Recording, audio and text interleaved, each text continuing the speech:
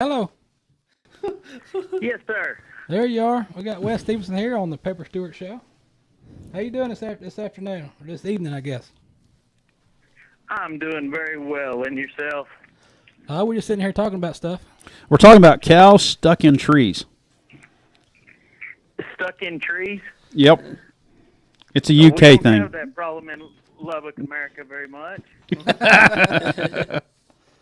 Oh man. So what have you been up to? Right now, we're just running up cows, setting up for AI and embryo transfer. It's days getting a little hotter, so a guy's got to get all his cow work done before lunch, and then it's cooling off a little bit in the evening, so we can mess with them a little bit in the evening.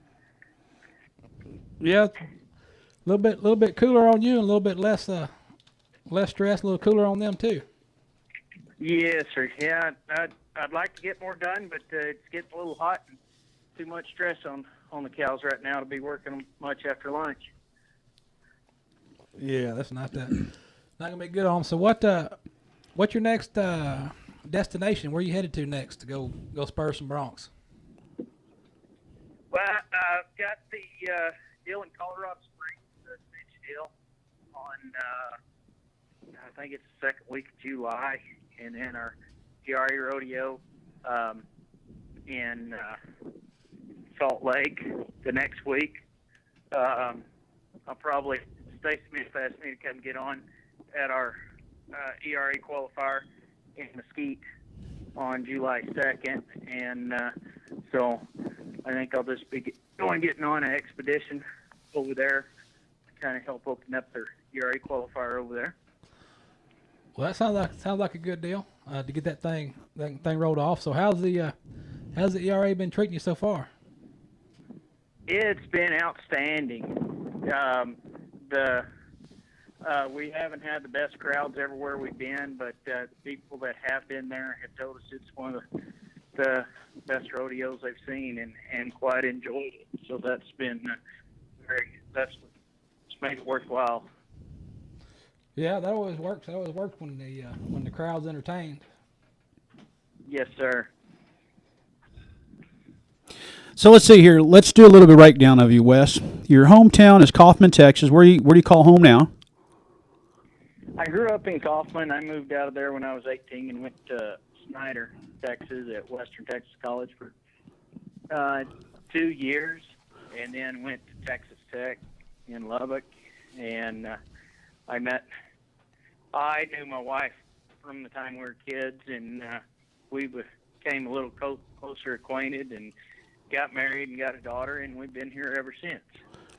So you went to Lubbock and meet people and set up and have cattle and horses here and around Lubbock, and so I ranch for a living, and every now and then I get to go play and go rodeo. So you went to Lubbock, you threw up your guns, and ended up getting married and having a kid. So let's see here. You're 5'6", 108, 150 pounds. Sorry, I was trying to make you a little bit heavier. Your rookie year was 1999. What's some of your major accomplishments for some of our people out here who really don't know who you are? Before you moved over and were selected for the ERA. My first 3 years of competing, I was sitting in to make the NFR and sustained a lot of major injuries. First, from a horse flipping on me to running into the fence, different things, broken legs, arm, shoulders out of place, things of that nature, and to be able to keep coming back and fight my way through it and being able to make the finals in 2002. And at the end of 2002, I broke my leg again and then was able to ride at the finals with all 10 head with the broken leg. They put a rod in it and kept it together so I could walk on it and be able to get on. And so that's probably one of my highlights. Also, being able to tie the world record 93 points with Joe Alexander, and then coming back and being able to set a new world record. And but now I've got some good friends of mine, Tilton Hooper and Will Lowe and Ryan Gray, have all tied that 94 points record. and all of us are ERA guys, and so that's been a pretty neat deal. Now, Tex, do you wish you were that tough? Where you could break your leg and have a rod shoved down in it and still get on 10 bucking horses at the NFR? That's tougher than I am out there. That's tougher than all of us put together. So tell me, what would be your dream horse that you would have to crawl down on if you could? Everybody has that one horse that they wish they could draw anytime they went somewhere. Man, my ideal one, I've never even seen the horse in a bareback ride, and I sold a horse this year to Frontier Rodeo. He's Stewart over there, and he was a high-marked horse in the futurity at Cheyenne, and a horse that I raised, and then he ended up third in the futurity at Vegas this year, and sold him to them.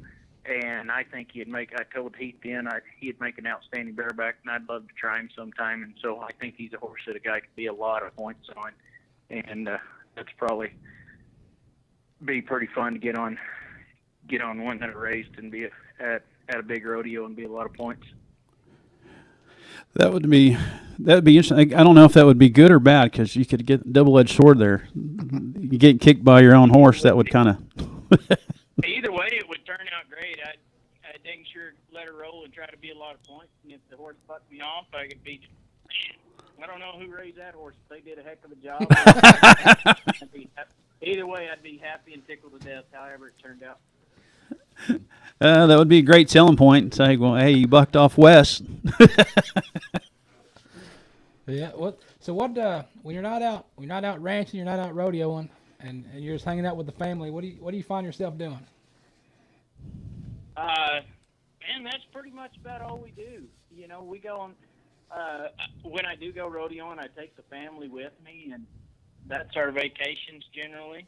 As we get to have a few days, we like to go and see historical sites or go to the river, the lake, when we're rodeoing if we get a chance. But when we're home, we're working, and my family's been out here with me all day today.